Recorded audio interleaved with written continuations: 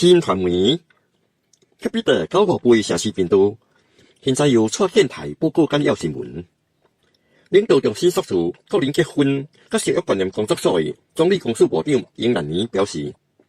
黄顺才总理将在来年的国庆群众大会上公布工作组提出来头10项建议，包括进一步延长为家庭提供的援助。如朗东第339处所恶凌晨就起烧，导致1人死亡。边防部队讲，迄番小机客厅内放的错物件，起火原因伫调查中。美国指新加坡等超过40个贸易伙伴，可能被利用来协助中国商品避开美国关税。外交部表示，我国严正看待贸易合规的问题，若是企业违反法律，当局将完全无中途的采取坚决的行动。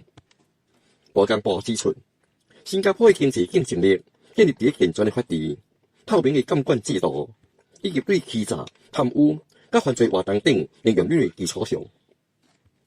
针对网上对有饮料监管退费制怀疑亲像存在用公款还是贪污的指控，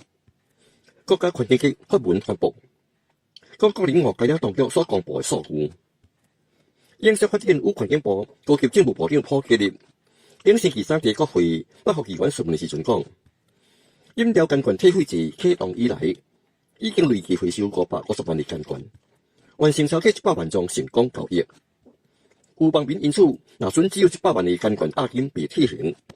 并且质问其有450万的监管的押金伫咧倒落。环境局澄清，当局早前公布的数据指示，消费者使用饮料监管回收机的次数超过100万摆，总共退还的监管达到550万枚，这相当于每宗交易平均退还5.5个监管。